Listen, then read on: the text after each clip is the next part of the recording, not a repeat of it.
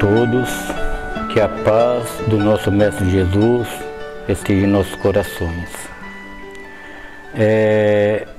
Nós vamos iniciar o capítulo 5 do livro No Mundo Maior, que fala o poder do amor. E aí me perguntaram que se eu estava preparado para fazer essa lição. E eu falei que não, que a gente nunca está preparado por tamanha responsabilidade que temos aqui neste livro. Esse imenso amor, esse imenso trabalho que está sendo realizado, e é muita pretensão minha falar que eu esteja preparado, mas vamos fazer o nosso melhor. Antes de começar, já estou até emocionado já, mas vamos ao texto. A mensageira aproximou-se e saudou-nos. Calderaro apresentou-me atenciosamente. Então Calderaro gentilmente, apresentou a irmã Cipriana ao André Luiz, que ele estava extasiado perante ela, E eu fico imaginando se eu tivesse no lugar de André Luiz, Então a gente fica mesmo, emocionado por tamanha dedicação, tamanho amor. E aí ela fixou o triste quadro e disse ao assistente: felicito-o pelo socorro que nos últimos dias vem prestando aos nossos irmãos infortunados. Agora acataremos a parte final do trabalho, convictos do êxito.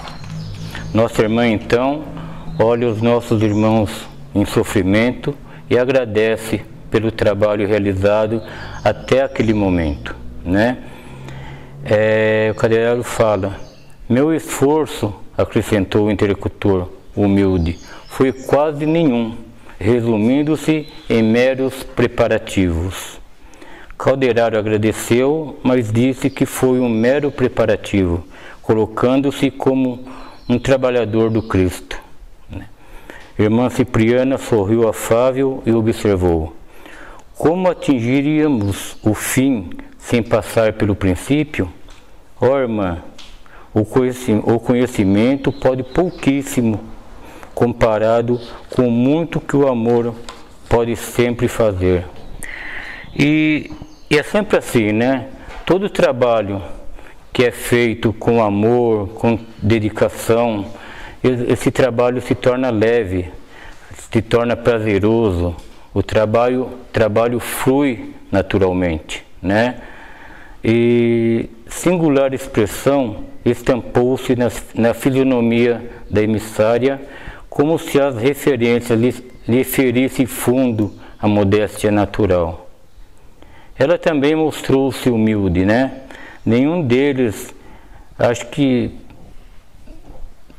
100% deles, não gosta de exaltação, Nenhum deles. E isso serve como um aprendizado para nós, que nós ainda gostamos ainda de que alguém paparica a gente, que dá, que fala coisas, E eles não gostam. O trabalho precisa de humildade, dedicação e amor. Isso que a gente tem que aprender. O trabalho depende de amor, do amor. Ocultando os méritos que eram próprios, considerou: sabe, o Divino Senhor, que ainda estou a grande distância da realização que me atribui, sou frágil e imperfeita, e devo caminhar ainda infinitamente para adquirir o amor que fortalece e aperfeiçoa. Nossa irmã Cipriana, colocando-se nessa condição, mostra para nós que a evolução não tem fim. Quanto mais se evolui, mais tem que evoluir, mais tem que aprender, mais tem que caminhar, E isso com humildade, isso com dedicação. Retendo o olhar firmemente sobre o meu companheiro, acrescentou: estamos em cooperação fraternal na obra que pertence ao Altíssimo. Espero que os amigos se mantenham apostos, efetuando a maior porção de serviço, porque, quanto a mim, só atenderei aos singelos deveres que um coração materno pode desempenhar, chamando assim nossos irmãos ao trabalho que vem a seguir, auxiliando assim aqueles espíritos unidos pelo ódio. Assim dizendo, acercou-se de ambos os infelizes, postando-se em atitude de oração, colocando-se na frente dos irmãos em sofrimento, numa postura de oração, numa postura que estaria pedindo às forças superiores ali diante de nós. Aquela mulher de extraordinária expressão sentia-lhe elevado a sinceridade profunda, a humildade fiel. Ela, naquela postura, preferiu uma oração singela, pedindo pelos nossos irmãos que estavam ali, pedindo socorro, A prece, e que por alguns minutos se concentrou, saturava-se de sublime poder, porquanto em breve suave luz descia do alto sobre a sua fronte venerável. Gradativamente Cipriana se fazia mais bela. Meus irmãos, imagina como estava aquele ambiente, a emoção que todos estavam sentindo naquele momento, de oração. Os raios divinos a fluírem dos mananciais invisíveis, envolvendo-a, transfigurando-na toda. Tive a impressão de que sua organização perispiritual absorvia a claridade maravilhosa, representando-lhe no ser. Então a emoção tomou conta de todos ali presentes, Escoados alguns momentos, circundava refulgente halo, cuja santidade senti dever respeitar. Dos olhos, do tórax e das mãos, e fluíam irradiações de frouxa e suave luz, que não me retificava a retina surpresa. Estava formosa, radiante, qual se fora a materialização da Madonna de Murilo, em milagrosa aparição. Madonna de Murilo é a representação artística de Maria com Jesus nos braços. É uma pintura muito bonita realmente.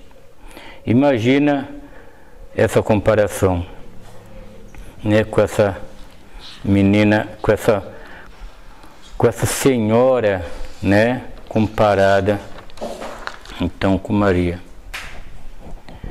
Perante a sua personalidade transfigurada, quase me prostrei, tal a comoção daquele minuto inesquecível. Da mesma forma que André Luiz, se emocionou, a gente também fica emocionado, porque eu fico imaginando a cena, ali na frente da gente. É muito amor, muita dedicação no trabalho, realmente, Nenhum olhar nos dirigiu, quiçá por humildade, no desejo de ocultar a elevada posição que desfrutara. Cipriana estava envolvida naquele magnetismo todo em oração, ela não desviou a atenção. Ela estava focada realmente no trabalho. Estendeu as mãos para os dois desventurados, atingindo-os com o seu amoroso magnetismo. E notei, assombrado, que o poder daquela mulher sublimada lhe modificava o campo vibratório. Então, naquela postura de fé, de respeito, de confiança em Deus, ela estendeu as mãos em direção aos nossos irmãos, que modificou o campo vibratório. Sentiram-se ambos desfalecer, oprimidos por uma força que os compelia à quietação. Entreolharam-se com indizível espanto, experimentando o respeito e o temor, presas da comoção irreprimível desconhecida. Acho que eles não estavam sabendo o que estava acontecendo, mas estavam sentindo algo diferente, algo que até então não tinha experimentado, né? Acho que estavam sentindo uma paz, né? Algo assim que eles há muito tempo não sentiam. Seus olhos espelhavam no silêncio angustiosa perquisição. Quanto à mensageira, avizinhando-se, os tocou de leve na região visual. Reparei de minha parte que ambos registraram um abalo mais forte e indisfarçável.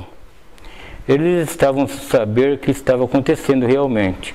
E a nossa irmã, tocando nos olhos deles, eles começaram a ter mais percepção, começaram a enxergar mais, começaram a ver onde realmente eles estavam.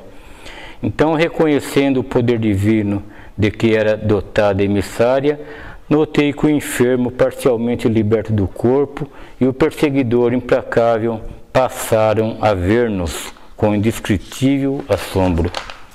Então, naquele momento, os dois começaram a ver todos que estavam ali, André, o caldeirado e a nossa irmã Cipriana. Imagina a emoção, né, daqueles dois naquele momento. Eles gritaram violentamente, empolgados pela surpresa e por julgar cada um de nós o que vê através do prisma de conhecimentos adquiridos. Então eles, muito emocionados, pensaram que estavam diante de santos, né? Conforme os ensinamentos que tiveram, né? Então eles, provavelmente católicos, né? Não sei, e eles viram eles como os ensinamentos que eles tiveram.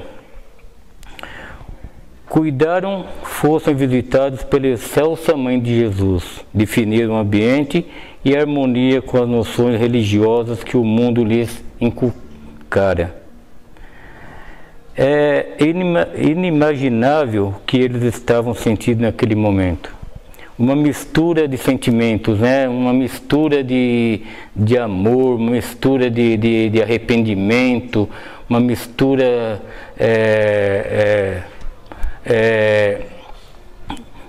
na vida, né, aquela situação ali que eles estavam sentindo naquele momento, né? E aí ele começou: Mãe dos céus, clamou o companheiro hospitalizado, chorando convulsivamente, como vos dignais de visitar um criminoso como eu? Sinto vergonha de mim mesmo, sou um imperdoável pecador, abatido pela minha própria miséria. Vossa luz revela-me toda a extensão das trevas em que me debato. Condoei-vos de mim, Senhora. Então, naquele momento, algo de emoção que ele havia se arrependido aflorou mais, né? Ele já estava arrependido. Naquela situação,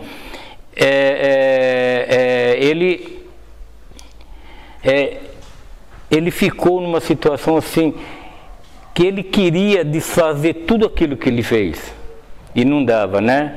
E não dava, porque o ato já estava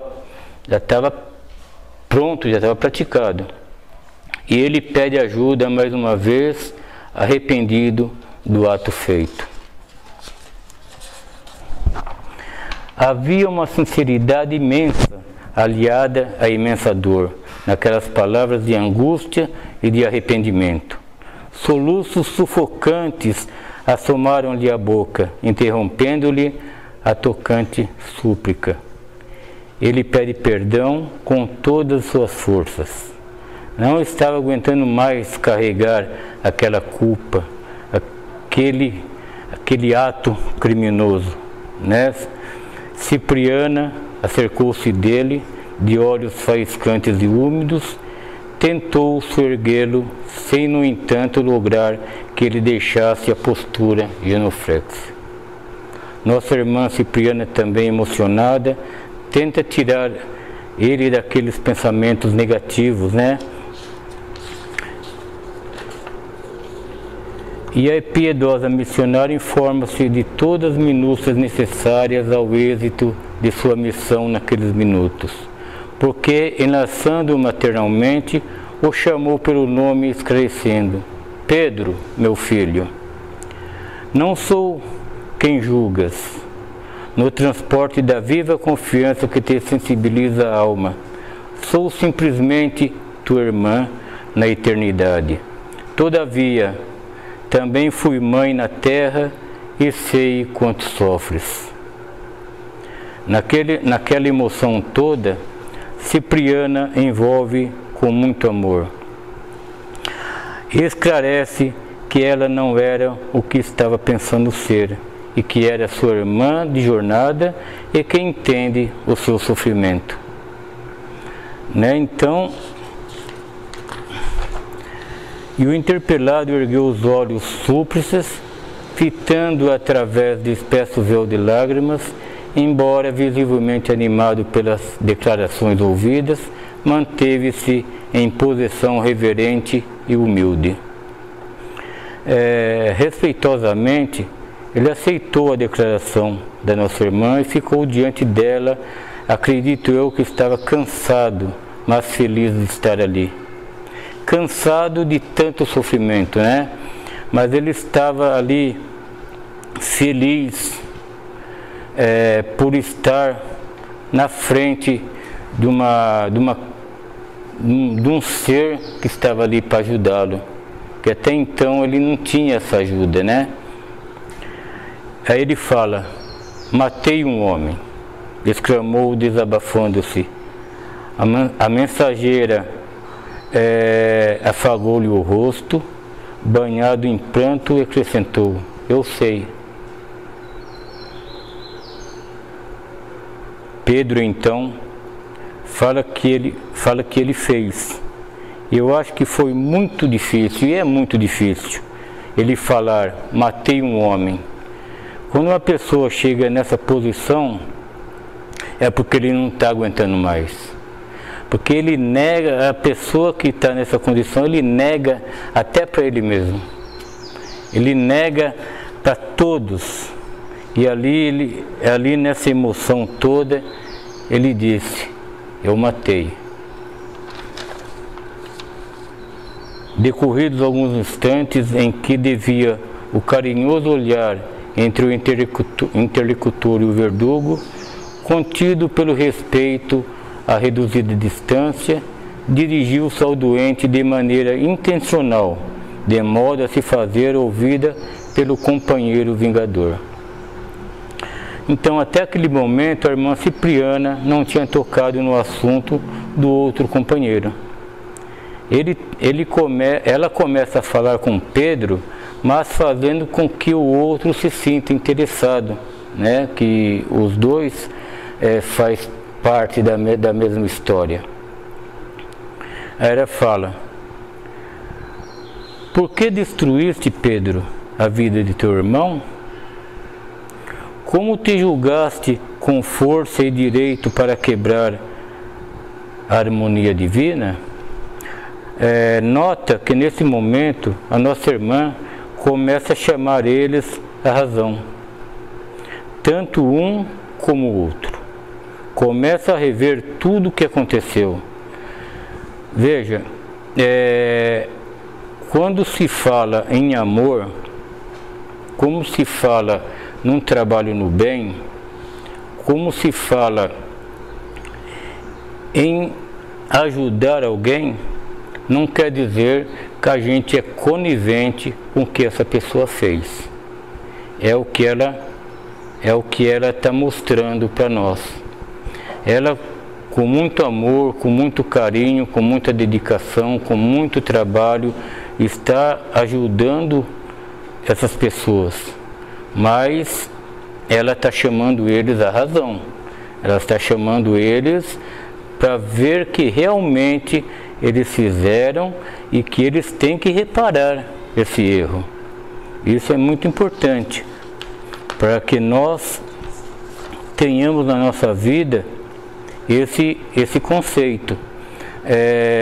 Quando a gente vê uma situação assim, se a gente conseguir ajudar essas pessoas em oração, muito bem, a gente faz o certo, mas sem julgamento, sem ter a pretensão de colocar essas pessoas no devido lugar, falar coisas, chamar atenção. Não, o amor fala mais alto. Deixando perceber que lhe ouvia os pensamentos mais íntimos, prosseguiu: supunhas fazer justiças pelas próprias mãos, quando só fazia expandir a cólera aniquiladora? Por que razão, meu filho, pretendestes equilibrar a vida provocando a morte? Como falar alguma coisa com um argumento desse?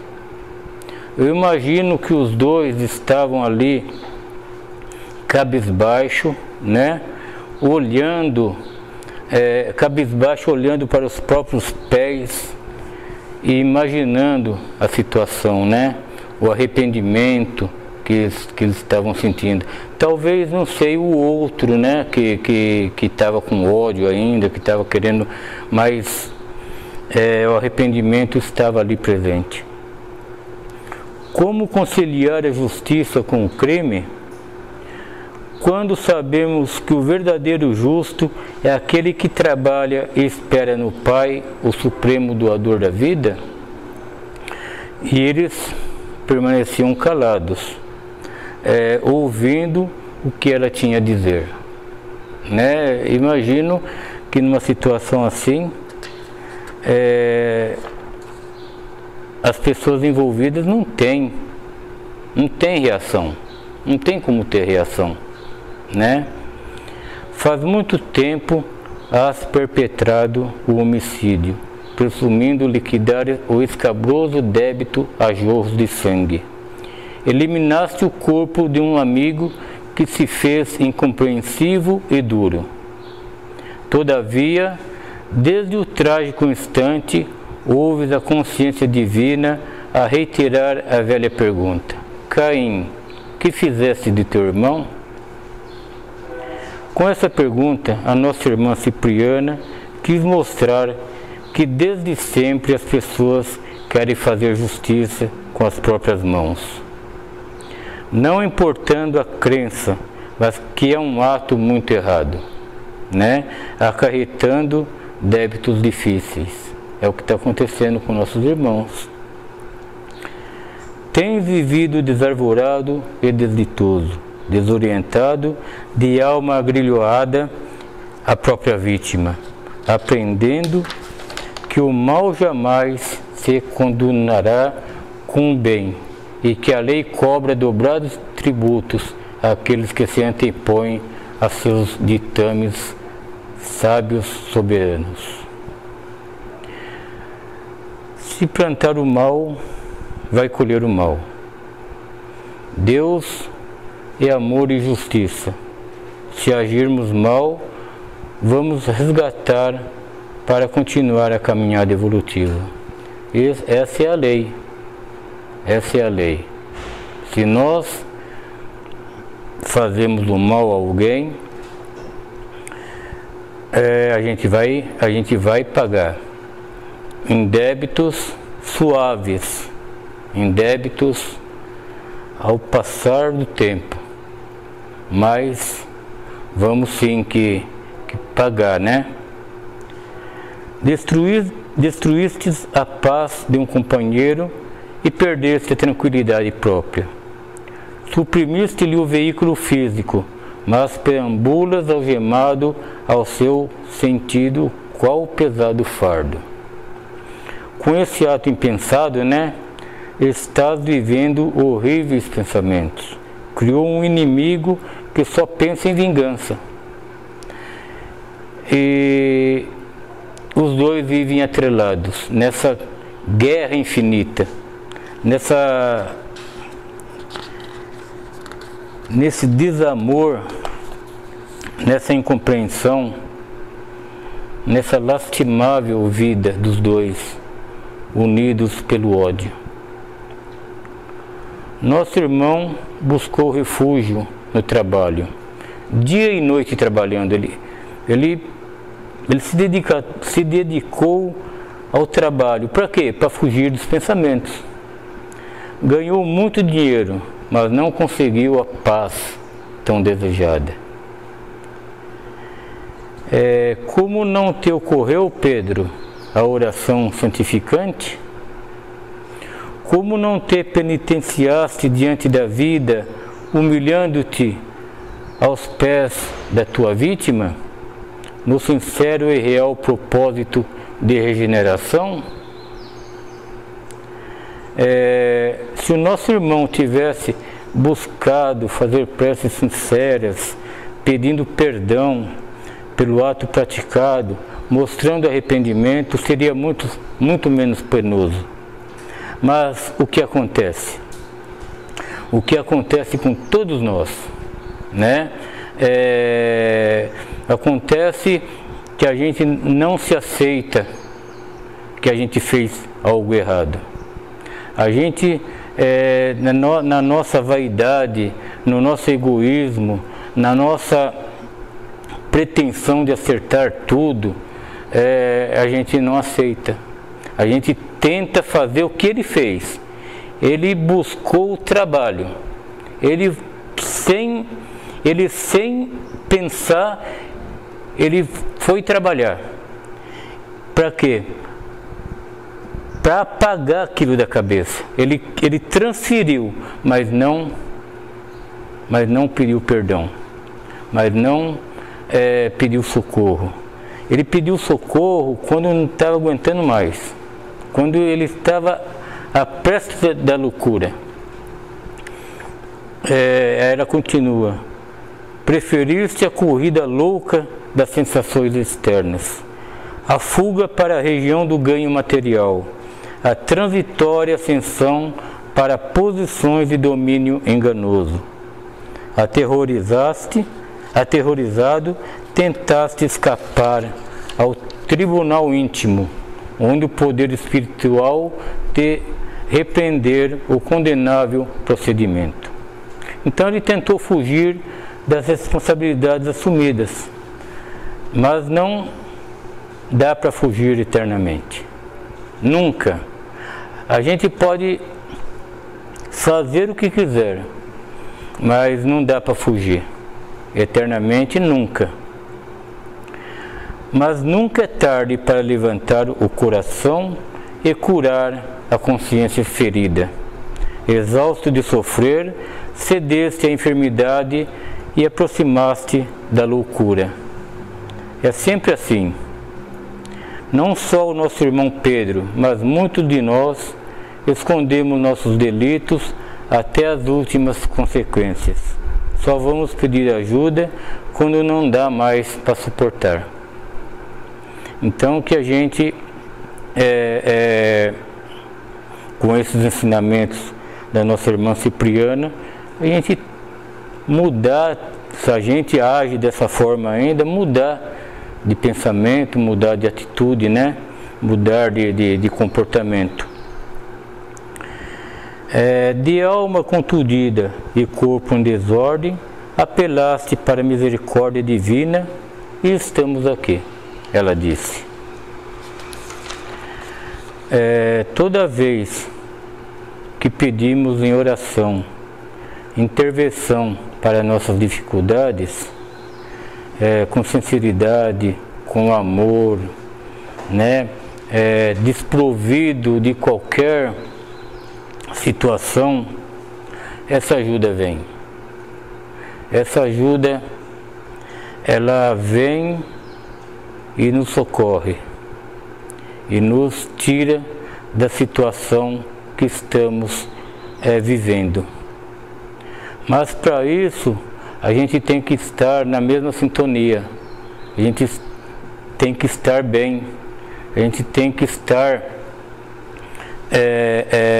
praticando a oração, praticando o bem pensamento, bom pensamento.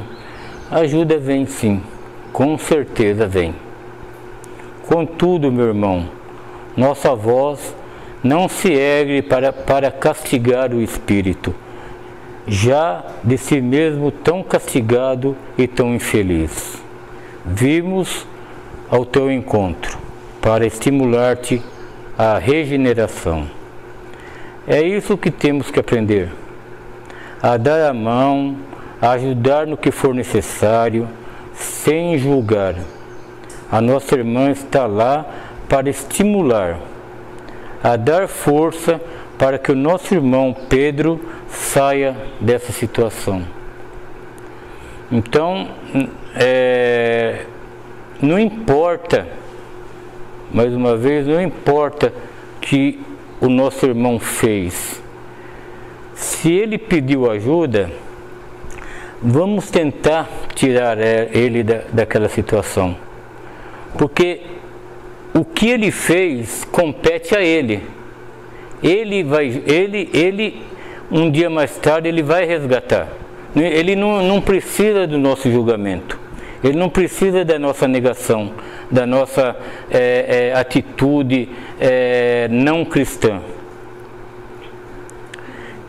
Daí ela continua: quem poderá condenar alguém depois da comunhão das vicissitudes da carne?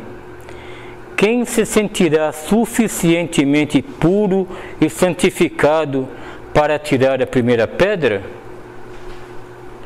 Mesmo depois de haver atravessado a fronteira de cinzas do sepulcro?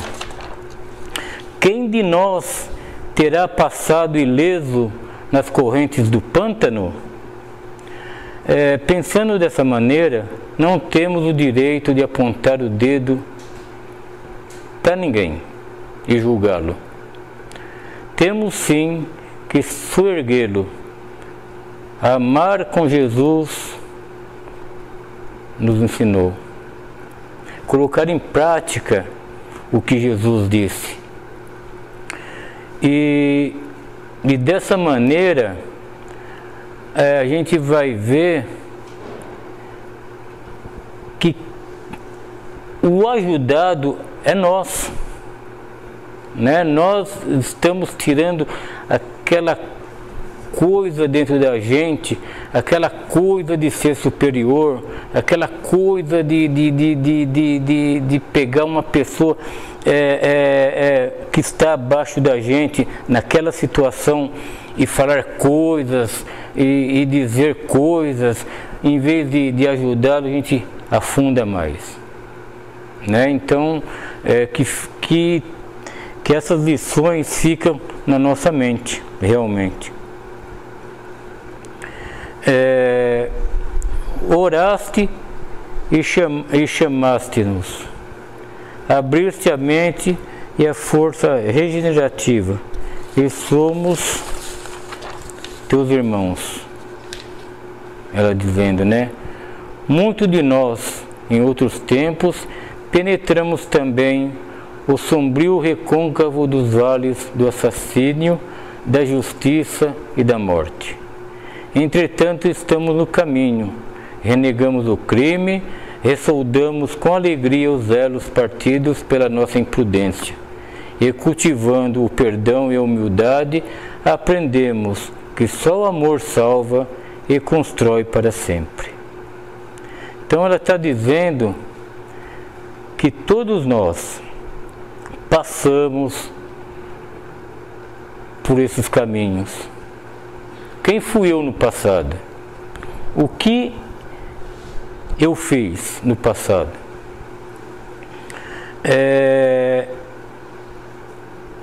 O ideal seria a gente unirmos num só ideal, numa só, dando as mãos, né? Falar, não, meu irmão, você fez uma coisa muito errada, mas estamos aqui para te ajudá-lo. Estamos aqui para tentar suavizar a sua dor. Eu no passado, eu não sei o que eu fiz, mas Se eu fiz, alguém me ajudou, alguém me deu a mão, e eu estou dando a minha mão para você. É isso que nós temos que ter em mente. Lembra-te das tuas próprias necessidades, interrompe a marcha da aflição, reconsidera a atitude e faz de novo compromisso perante a divina justiça. O amor resume toda a doutrina de Jesus, porque é o sentimento por excelência. E eu fico aqui com essa lição maravilhosa.